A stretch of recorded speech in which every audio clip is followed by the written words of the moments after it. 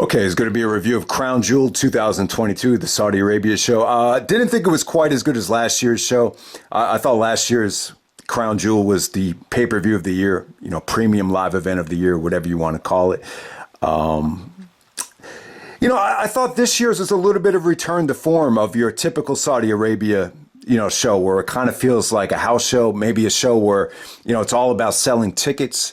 Kind of had that feel for the most part, but from what I understand, a lot of people really enjoyed the show. I think if you just watch the WWE and you don't feel the need to watch any other promotion, I think the show was good enough. I think if you're a Logan Paul fan, the show definitely delivered. But if you're an indie lover or someone that needs to watch wrestling from all over the world to satisfy your wrestling craving, I think this is a skippable show. And plus, the fact that you got a 3.5 hour show the same month as Survivor Series, I think it felt a little bit overkill, but for the most part, there was a lot to like on this show, so let's get right down to it. First match tonight, you have Brock taking on Bobby Lashley. Once again, another disappointing match. I just don't think, this feud is being promoted properly. It doesn't feel as competitive as what you would have hoped for. I think back in the day, if you ever had the chance to book Brock and Bobby, two guys, if they finally ever did come back to the WWE, you just would have envisioned something a little bit more special. The two matches that they've had so far, they just kind of feel like filler. I just think the matches need to feel a little bit more competitive.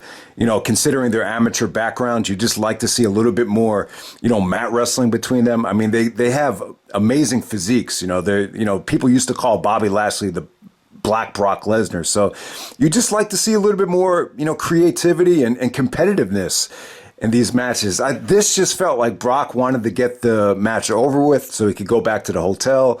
If I'm not wrestling in the main event, I'd rather just wrestle first so we could get it over with. It kind of felt like that. I thought the beginning of the match with Brock posing right by the steps and Bobby taking out the knee, it just came off a little bit awkward. It didn't come off like Brock's selling was amazing here. I mean, you had the SummerSlam 2003 spot with Brock selling the ankle or the leg during the F5. I thought that was cool, but it just felt a little bit more forced than that match he had with Angle. So, yeah, I mean, wasn't really feeling the match for the most part. The good thing about it is the crowd was hot. The crowd was into Brock. Bobby got a lot of heat here for whatever reason. I'm just going to assume it's because Brock is definitely the bigger star, and having, a star of Brock's magnitude actually come out first, it just kind of created that holy shit factor. That's why the fans were pretty much behind Brock. Bobby, it almost like Bobby kind of turned heel, after this match was over. But, I like the finish. I just didn't like the fact that it was the finish, if that makes any sense. So really, really cool spot with, Brock taking a page out of Brett's playbook and actually countering the Hurt Lock into the, kind of using the turnbuckle for leverage and actually, getting the pinfall there, kind of taking a page out of Brett from WrestleMania 8, Survivor Series 96. I seriously doubt Brock, studies Bret Hart matches, but, it was definitely a cool spot. I just wasn't feeling that as the actual finish, but, it was something different. And after the match was over, Bobby attacks Brock. You really didn't have a clear-cut babyface or heel, but it really kind of feels like Lashley has kind of morphed into the antagonist after Brock kind of started out playing the antagonist. So definitely sets up a rubber match. I just think these guys are capable of a lot more, but the positive is the match got a pretty good reaction. And it didn't go too long. I mean, for what they did, it was good action, but it just felt like the lazy version of Brock. That's just how it came off. All right, next up, you got Damage Control challenging Alexa Bliss and Asuka for the tag team championships. Yeah, I thought this was cool. The highlight of the match was definitely anytime Io Sky and Asuka were going at it. Michael Cole really put it over as an attractive dream match, and you just saw a lot of skill from both of them. I thought Alexa was good here. Alexa's really trying to turn the corner and make something positive out of herself in the ring. There was definitely a lot to like here. I think the women throughout the whole night did a good job of, presenting themselves with their costumes, their ring attire. Last year at Crown Jewel, It kind of had that Bonnie situation, Pulp Fiction feel. Travolta and Jackson wearing the volleyball outfits with the women's triple threat. So I just think the WWE as a whole, they did a really good job with, giving the women, presentable ring attire where it wasn't really a distraction. So yeah, it was definitely good stuff. The ending was cool. I think it made sense. You had Nikki Kross come out and screw Alexa Bliss. And they actually lost the tag team titles here. It makes a lot of sense because, Nikki was a little bit overweight and, just a little bit, trying to suck up to the popular girl, a couple years ago. And things have really turned for Nikki. She lost weight. She has more of a badass edge now. And now she wants to get her revenge on Alexa for, somewhat using her. That's how it kind of came off, a couple years ago. Like Alexa was trying to use Nikki. A lot of hot girls do that. They like to surround themselves with, unattractive girls to make themselves, stand out. So it's a good story there. So you got Alexa kind of going back to some of her old rivalries with Nikki. And then I think they did something with Bray Wyatt backstage to kind of get Alexa's attention. So we'll have to deal with that again. Hopefully it's more reality based than some of the bogus stuff you got during the pandemic. But yeah, let's move on to the next match. You got Drew McIntyre taking on Karrion Kross with Scarlett in the steel cage match. I really wasn't feeling this being a steel cage match. I think steel cage match, third match on the show. I just don't think this is the spot you want a steel cage match to be. I think opener or main event for a steel cage match is probably the best way to go. But yeah, with this match with Scarlett, if you notice in the video package, they didn't show anything from Scarlett. It was kind of weird. And then if you notice, the women throughout the whole show, they got no video packages because I guess they're not allowed to show them with their ring attire in the United States. So that was pretty interesting. That was definitely noticeable. But yeah, I thought this was a solid match. I think Karrion Kross came off here a little bit generic. It was just a solid, old school WWE style cage match. I really wasn't crazy about it. They gave you some good spots. I really enjoyed, Drew actually doing the ankle lock to prevent Karrion Kross getting out of the cage. That's probably the most natural submission you can do if you're trying to, bring someone back out of the cage door. I don't remember Angle ever doing that spot, but he must have done it, in the past. That's probably where he got it from. But I think Angle was pretty much more of a heel in the steel cage matches, and it's kind of more of a babyface spot. But I can't remember if Angle ever did that in his cage matches against Benoit, Triple H, or I think the other one was with Edge. But yeah, I love that spot though. Yeah, pretty creative ending. I feel like we've seen this ending before with Scarlett actually taking the key and actually locking the cage. So Drew didn't get out, but then Drew escapes over the top, and then she has to, unlock it, for Karrion Kross. I thought it was pretty creative, but the whole thing just kind of came off like a way to keep Karrion, for Karrion to keep his heat, so he didn't take the pinfall. That's kind of how it came off. So all the heat was put on Scarlett for screwing him. So you definitely understand it, but. No, the match as a whole, I just really wasn't feeling it in this spot, but it was good, but not great. Next up, you had the Judgment Day of Finn Balor, Damian Priest, and Dominic Mysterio taking on the OC of AJ Styles, Luke Gallows, and Karl Anderson. I thought it was a good 6-man tag. I would definitely say it's more of a Raw quality 6-man tag than a pay-per-view quality, but you saw some interesting things here. Dominic did a good job of playing a chicken shit heel. Edge is not in the building. Rey Mysterio is not in the building. So I think overall this was a good experience for Dominic to be out of the country, all by himself. So that really stood out there. He definitely played a good heel here. I gotta say, crowd reaction wise, a little bit disappointed in Luke Gallows and Karl Anderson.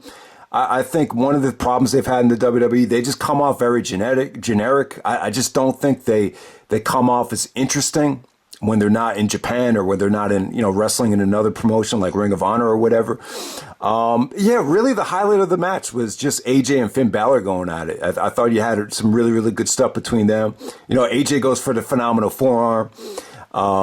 Rhea Ripley's dressed up like Marilyn Manson and screws AJ out of the match. That enables Balor to actually hit the coup de grace on AJ to get the finish. So I thought you had a good finish. I agree with the Judgment Day going over. You know, they're a dominant heel faction. I think they needed the momentum here. But yeah, I don't know. It just kind of feels like AJ with these, reuniting with his two friends again. I just don't think there's going to be a lot of plans for them, especially considering that they lost their first match. But it was good. It was definitely good stuff. You love to see AJ go at it with Finn Balor in a singles match down the road, but we'll see what happens. All right, next up, you have Braun Strowman taking on Omos. Yeah, kind of a nightmare match for me. I thought Strowman looked like he's in good shape. He's definitely in good shape. Omos is kind of playing more of a Nigerian gimmick now, where he's doing a lot of trash talking. Really, Omos just pretty much dominated the match, and the only offense Braun was able to hit was a power slam after Omos actually botched a splash into the turnbuckle. So it's pretty much how it went. It wasn't bad, but the whole thing was pretty much one-sided. But it was cool to see Braun play the underdog role. I think he did a good job in that role. And then we move on from there. Next up, you had the Usos taking on the Brawling Brutes. I thought this was a little bit disappointing. I thought this came off like a typical generic Usos match. I think the Brawling Brutes, they definitely missed Sheamus's presence. When Ridge Holland got the hot tag, it definitely felt a little bit cold. I thought Pete Dunne, was actually really good out there. I thought he made the best of it. I thought the finish was awesome. Usos actually did the 1D from the top rope. And Butch took a pretty nasty landing right there. But they protected him pretty well. It looked like he was going to go face first into the mat, but it was a really cool finish. The match overall was pretty average, though. I can't say this has a lot of replay value. And next up, I think we have the match of the night. Last woman standing match for the Raw Women's Championship. You got Bianca taking on Bayley. They probably have more gimmick matches than any other female combination in WWE history. I mean, they had a Hell in a Cell. They just had the ladder match. And I think this was their best match, the last woman standing match. It was really good stuff, man. I thought they busted their ass. They got time. I thought it was creative. The equipment box spot, I thought was really creative. When Bianca actually got out of the equipment box, I thought that was really cool. They actually brought out a golf cart, which, it felt like it was going to get a little bit silly, but, Bayley took a nasty bump off the golf cart and she actually went onto the table. The table doesn't break, and she landed on the mat. That was pretty nasty. I think even Wade Barrett said, you rather break the table than land like that. Thank God that wasn't a casket. If that was a casket, it was very similar to the HBK spot where he injured his back. But, hopefully Bayley's all right. But yeah, I thought this was good stuff, man. Bianca busted her ass. The 450 on Bayley was cool. She even gave Bayley the TKO or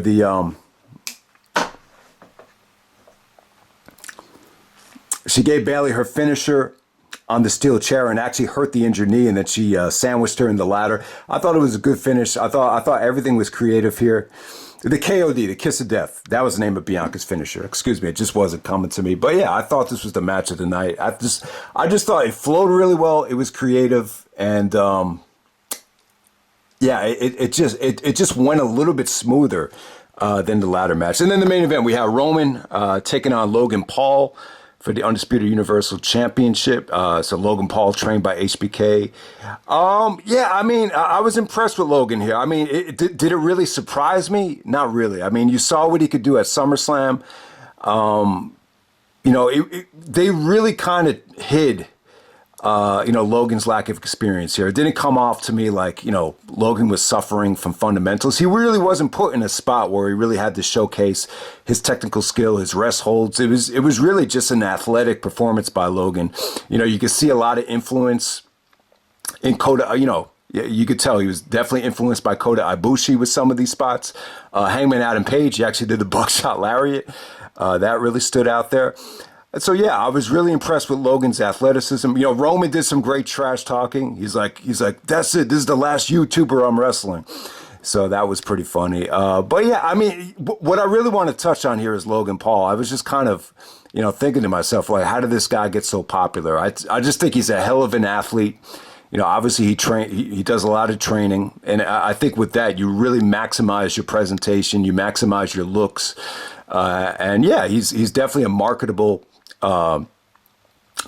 looking guy. And then on top of that, I didn't look at his YouTube channel, just kind of browse through some of the thumbnails, but it just looks like he does a lot of stuff that appeals to, the masses, whether it be, females, teenagers. He just does a lot of that stuff. Like he doesn't do Ring of Honor reviews. He'll probably lose about 1 million subscribers if he does that. But yeah, you definitely see the appeal. He appeals to the combat, sports world because he's a great athlete, but then, he could appeal to, the female demographic as well because he does, stuff that they can relate to as well, like the Polaroid video that popped up.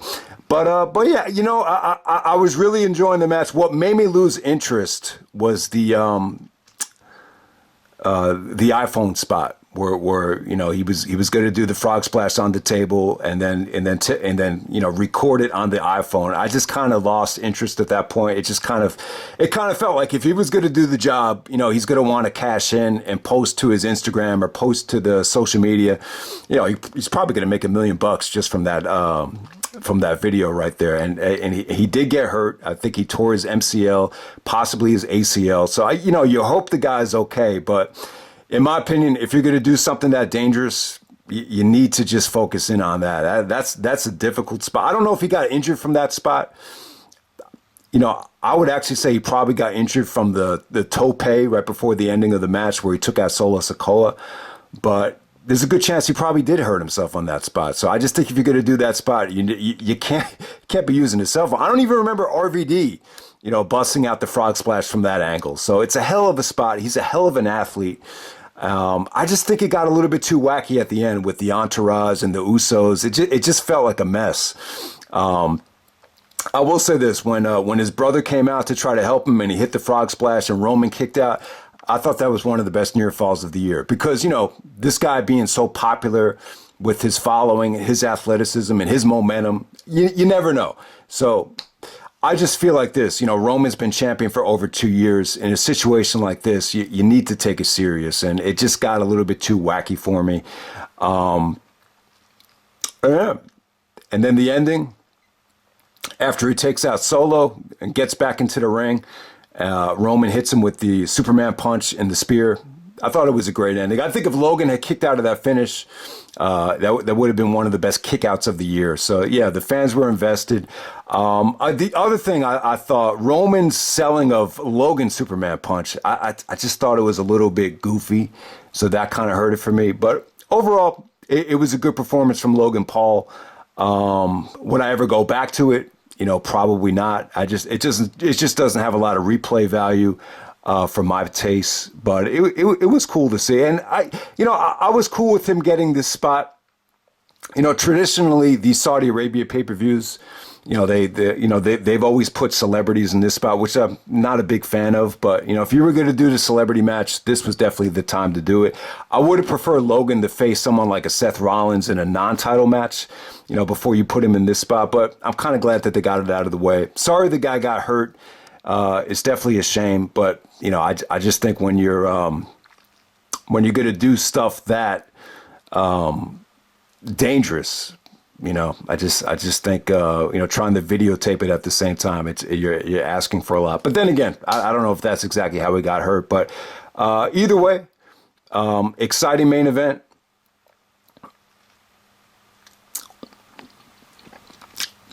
I would just say from a wrestling standpoint, though, I just don't think there's anything on this show that was must see, but it was definitely entertaining and, it definitely was not a bad show. So that's Crown Jewel 2022 and I'm out. All right.